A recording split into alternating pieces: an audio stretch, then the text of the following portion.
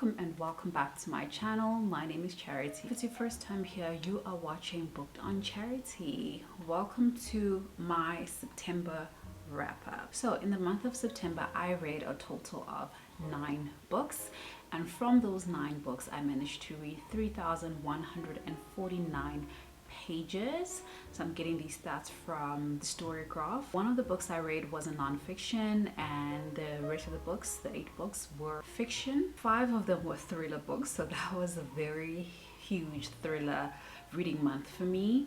And 2 of them were young adult, 2 of them were fantasy, 2 of them were crime fiction, 1 of them was a middle grade, 1 was magical realism. I had 1 poetry, 1 memoir, 1 horror movie, and 1 contemporary fiction. 3 of the books I read were hard copies, and the other 6 books were digital copies. Mostly, well, all of them, not mostly, all of them were on audio. My average star rating for the month was 4.08 stars, which is pretty good. So now let's get into the actual books that I read. So the first book I read was The Weight of Blood, and this is by Tiffany D. Jackson.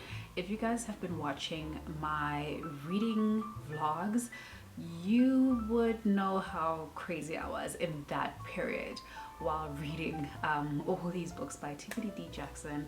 But I gave this book a 4.5 star rating. So the main character we follow is mixed race. She has a white father and a black mom, but her physical looks lean more towards the Caucasian side, and she looks Caucasian except for her hair, which is a little bit kinky, and she has had to straighten her hair basically her whole life so that she can keep up with this look of being white.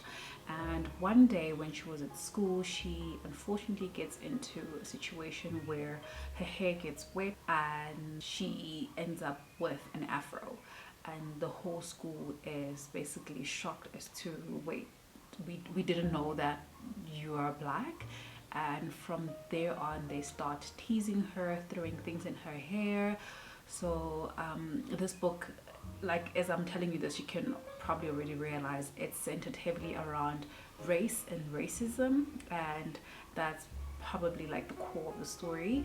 But at the same time, we've got a situation where the main character has magical abilities, and those arise at the time where the incident happens with the hair, and it came out in a space where she was very emotional and feeling attacked, and then something happens. And the way that the story is told is kind of like in 3 parts. So we've got a podcast situation, we've got a situation where we're reading news reports, we have a period where it's in the past and we're hearing the story from a few of the characters, and then we are in the now where the events of prom night has happened. So I think it was like really good. Like I said, I gave it a 4.5 star rating. I really enjoyed it.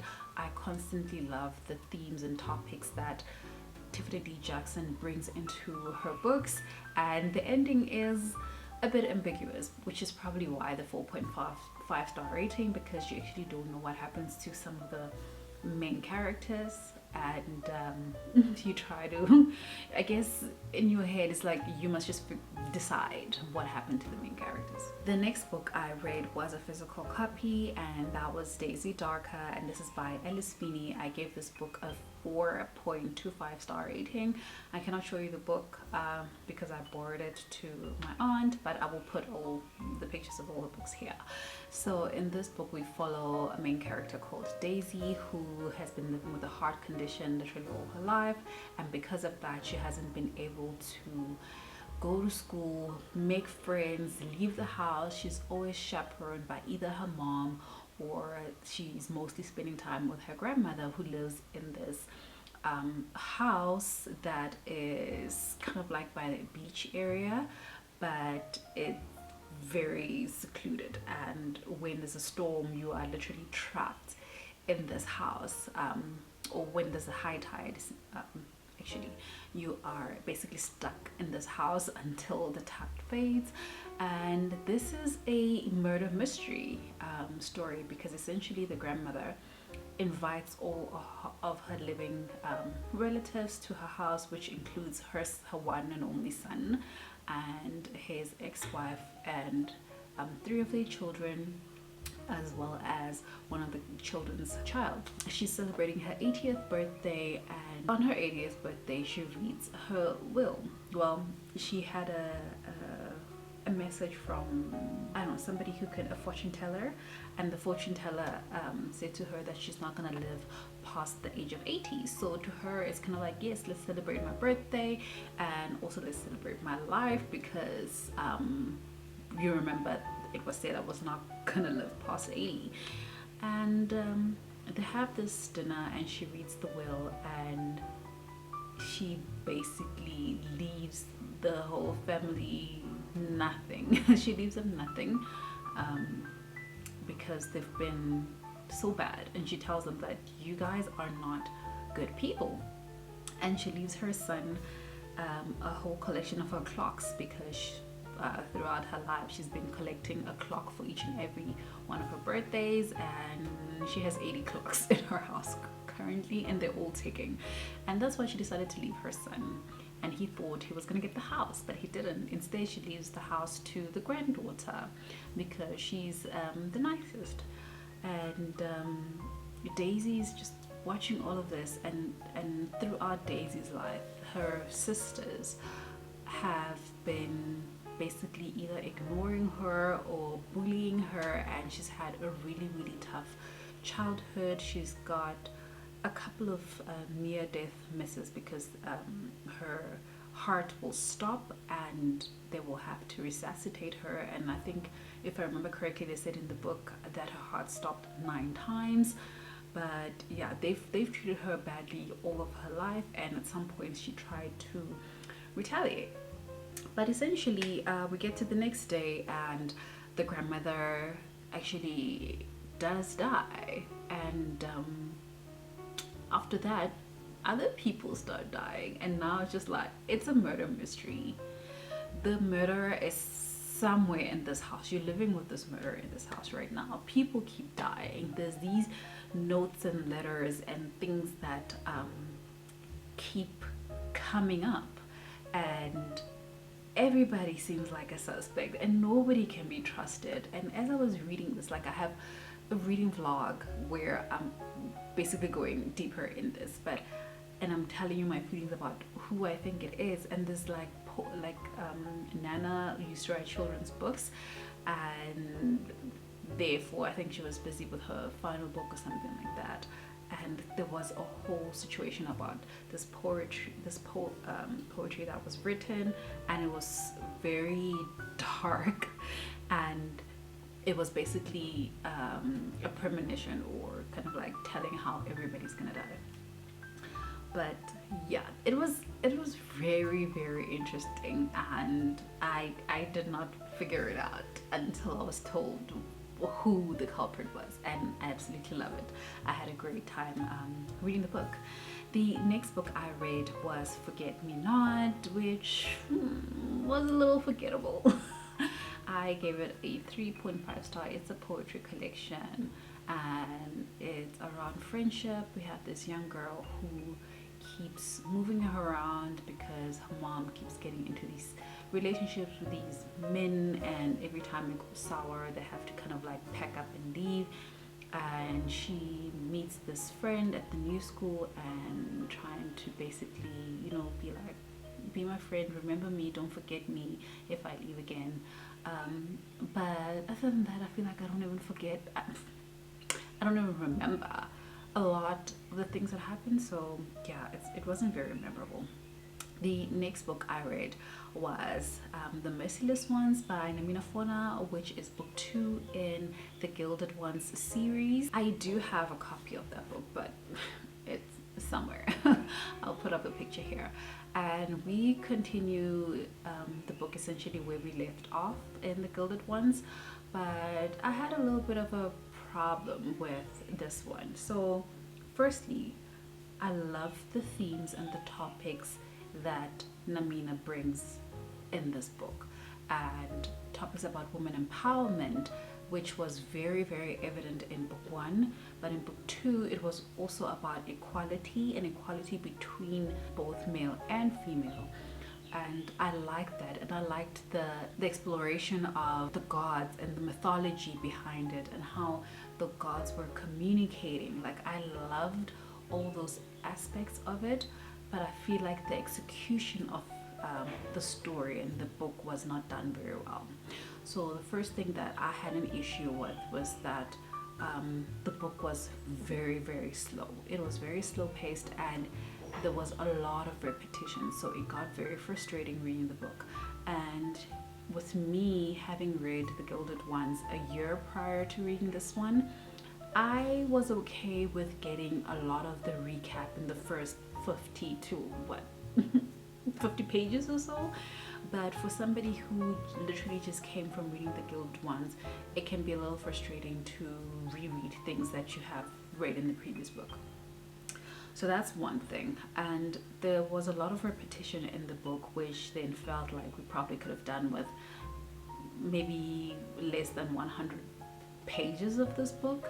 And I feel like Namina also concentrated a lot on relationships in this book. It felt like everybody, all those kids, were just getting into relationships, and it kind of like irritated me, and I couldn't really care for it. And we spend a lot of time with conversations around this one getting with that one, and that one getting with that one, and the whole thing where I feel like every author right now, and especially, and I'm gearing this towards more straight authors, right? Because it's a good thing that we have more queer characters in it, and I feel like there's heterosexual authors that do it well, because I guess there's an understanding that, you know, I'm not living this life, so I don't completely understand it, but I can have characters in here and not push them forward with information that I'm not 100% comfortable sharing or know what I'm talking about. And I feel like when you're putting a queer character in a story but there's no real backbone to it, it feels kind of forced.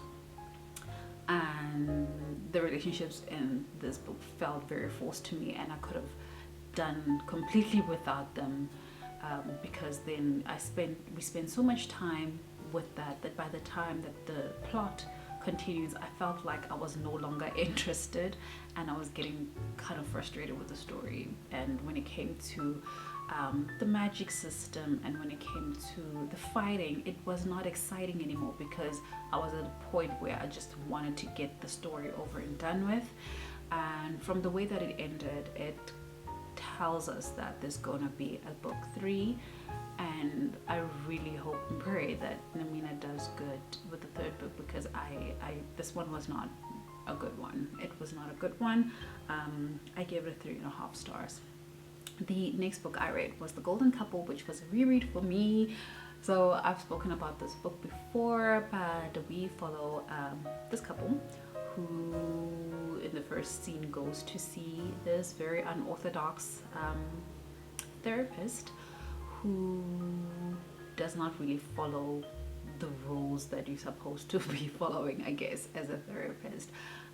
She stalks her patients. She tells them what to do to change their lives or whatever situation they came to her with, instead of, you know, let's work through it. What do you think is the problem? She's like, no, this is the problem.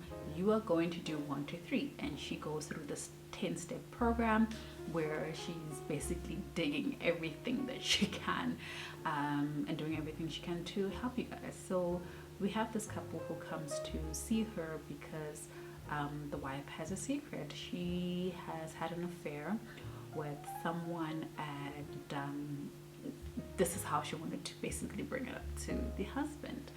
And as the therapist goes through their lives and they're going through these different steps, she finds out that there's actually other things happening, and they're not telling me everything, the secrets, and I need to figure out what's going on. And there's kind of like a mystery aspect to this book, and it was very enjoyable. I really loved the way that the story was told, and yeah, that's all I'm gonna say. I loved it. I gave it 4.5 stars. It was a reread.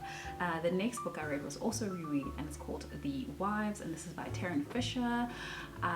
You guys know, if there is a book about it's like a psychological mystery thriller book with a unreliable narrator, this is it. This is it. We read this book during our sprints, I believe, in September, and we had an extensive discussion about this book, and we still kind of like have our own thoughts about what the heck happened. But essentially, we follow this main character who is married to this polygamist who happens to have 3 wives, and she's wife number 2. And one day, when it was her turn to be with the husband, she's cleaning up the house, goes through his pads, and finds a doctor's note for wife number 3, because wife number 3 happens to be pregnant. And she finds contact details and address, and she decides to go see who wife number 3 is, because I mean, you're curious, you're human. She goes and sees wife number 3, ends up trying to be friends with wife number 3, and start realizing certain things. Wife number 3 has bruises on her hands and on her neck, or whatever the case may be, and is like, wait, we are married to the same person, why do you have bruises? Is he abusing you? And because of that, she starts getting more and more invested in getting to know this woman, because it's like, if we're married to the same person, how come this is happening to you? And as she starts digging, she starts finding out all these other things. And we get to a point where the main character is so confused about her reality that it confuses us as we read it.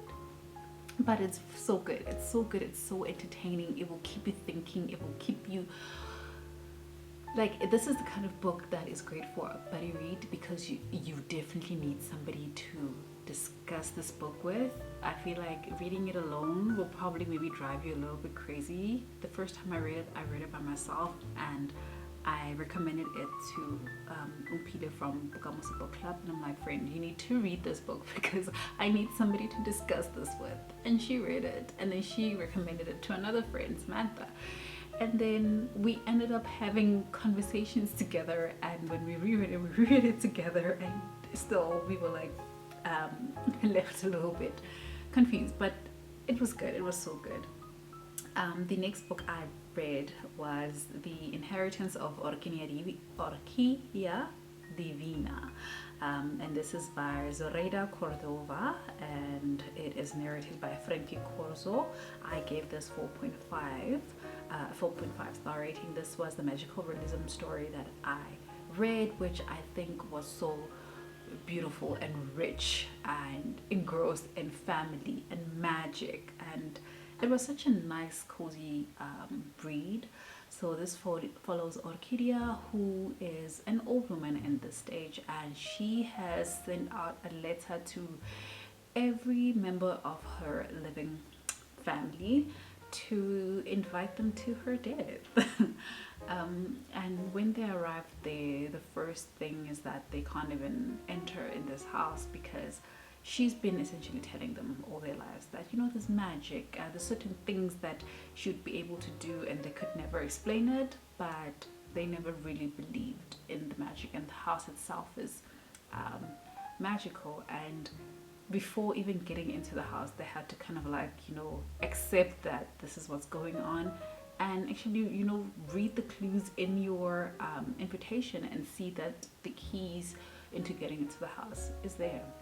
And when they get there, they arrive there, and they find Orquídea growing into a tree right in the middle of the house. She's growing into a tree, and the more time goes by, the more and more she's turning into this tree. And she's kind of like giving them also a little bit of history of where they came from, how they came to be, how she came to possess these magical abilities, and basically give them a way to protect themselves as well, from this person who's trying to take this magic away.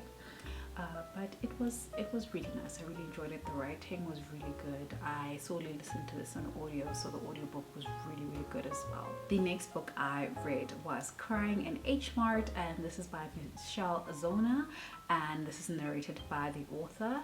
And this is a memoir, and it is, I gave it a 5-star rating. I mean, it's very hard to, how do you rate a memoir? I gave it 5 stars. She did a great job at telling her own story.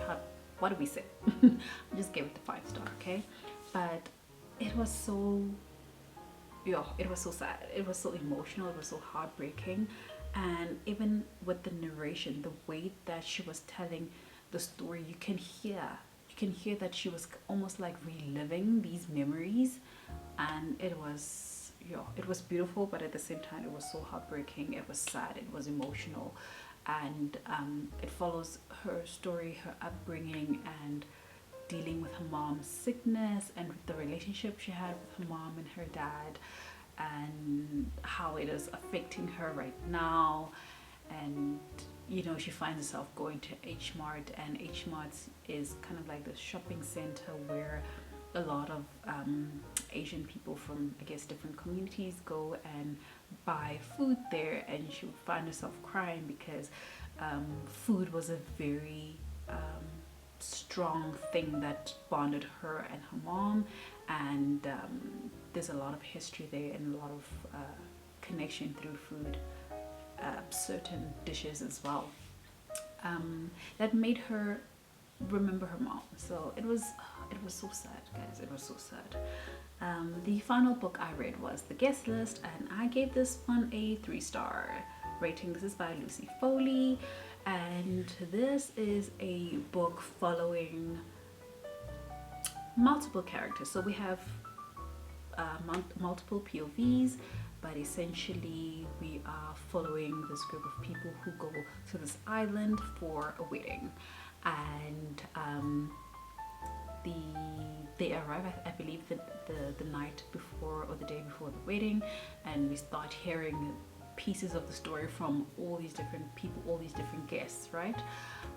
And on the night of the wedding, there is issues with the electricity, and there's power cuts and whatnot. And one of the times where the power cut, there was a scream, and they found out that somebody has been murdered. So again, a murder mystery. Somebody has been murdered, and now as we are listening to these different stories and this different turn of events from all these people who were there, you're trying to figure out who did it. And guys, maybe I'm not good at like investigating, but I can never figure it out. But I kind of like it when I can't figure it out. I don't like it when it's like too obvious. But it feels like the story dragged a little bit, which is why I ended up on a 3-star rating. But otherwise, it was okay. It was an okay mystery. It didn't make me really feel anything after reading it. But yeah, that is the 9 books that I managed to read in the month of September. Let me know what you have recently read. I know that September was 2 months ago, but whatever. Tell me what you've recently read and what you enjoyed. Let me know in the comments down below if you have read any of these books that I just showed you today. Remember to subscribe to my channel if you haven't done so already. Remember to give this video a thumbs up and share with your friends and family, and I'll see you guys in my next one. Bye.